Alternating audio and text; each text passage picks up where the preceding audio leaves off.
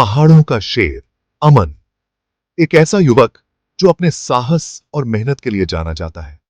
नेपाल के पहाड़ों का बेटा, इन ऊंचाइयों में पला बढ़ा जहां हर कदम एक चुनौती है।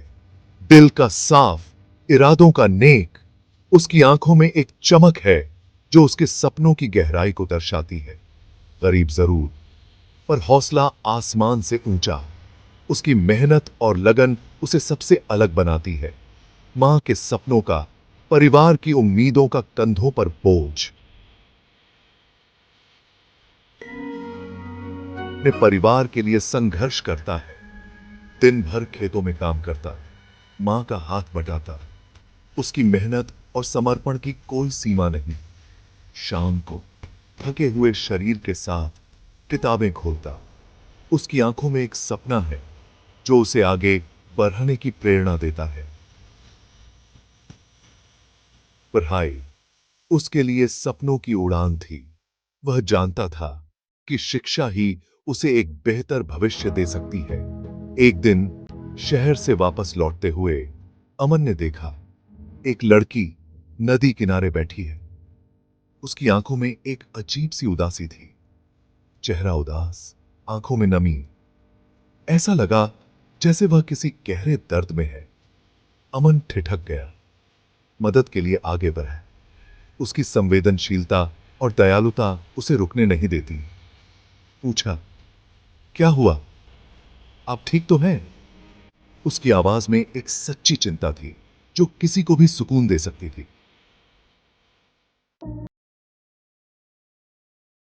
लड़की ने पलटकर देखा। उसकी आंखों में एक अजीब सी चमक थी, जैसे कुछ खोया हुआ ढूंढ रही हो।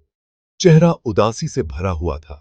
उसकी आंखों में एक गहरी पीड़ा थी जो उसके दिल की कहानी बयां कर रही थी। बोली, मैं राधिका, रास्ता भटक गई हूं। उसकी आवाज में एक अजीब सी बेचैनी थी, जैसे उसे किसी की तलाश हो।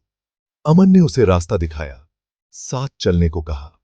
उसकी मदद करने का तरीका बहुत ही सहज और स्नेहपूर्ण था। राधिका शहर की रहने वाली थी। उसे गांव की सादगी और शांति बहुत भा रही थी। घूमने आई थी और रास्ता भटक गई। उसे समझ नहीं आ रहा था कि वह कहां जा रही है। अमन ने उसे गांव के मंदिर ले गया। मंदिर की शांति और पवित्रता ने राधिका के मन को शांति दी। मंदिर में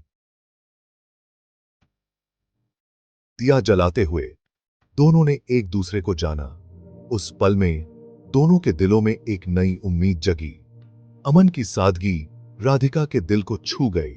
उसकी सरलता और ईमानदारी ने राधिका को बहुत प्रभावित किया। राधिका ने अमन से कहा, तुम्हारी आंखों में सपने दिखते हैं, कभी हार मत मानना। उसकी बातों में एक गहरा विश्वास और प्रेरणा थी। दिन ढला, शाम हुई। गांव की गलियों में हलचल कम हो गई और हर कोई अपने घरों की ओर लौटने लगा। राधिका को उसके घर वालों ने ढूंढ लिया। वे बहुत चिंतित थे, लेकिन उसे पाकर उनकी चिंता दूर हो गई। जाने से पहले उसने अमन को वादा किया कि वह वापस आएगी। दोनों की आंखों में आंसू थे, लेकिन दिल में उम्मीद थी। अमन बेसब्री से इंतजार करता रहा।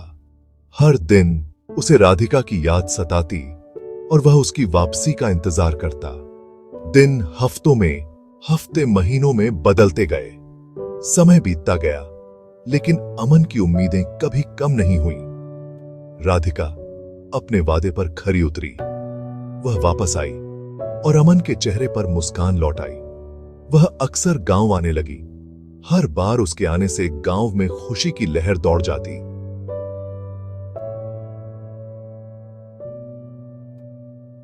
अमन को पिरहाती, कहानियां सुनाती।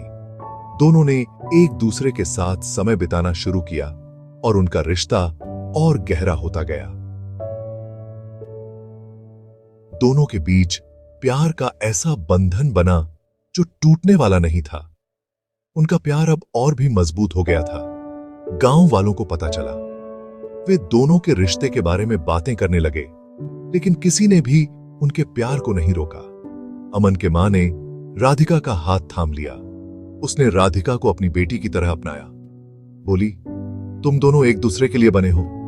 उनके आशीर्वाद से अमन और राधिका का प्यार और भी पवित्र हो गया। किस्मत का तूफान। खुशियां ज्यादा दिन नहीं टिकती।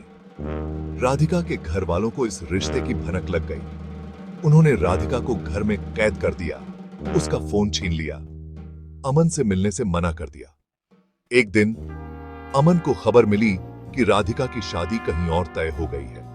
दुनिया अमन के सामने घूम गई। अधूरा सपना। अमन टूटी हुई उम्मीदों के साथ राधिका के घर पहुंचा, लेकिन देर हो चुकी थी। राधिका की डोली उठ चुकी थी। अमन बस उसे दूर से जाते हुए देखता रहा। प्यार, उम्मीद और सपने सब कुछ चकनाचूर हो गए।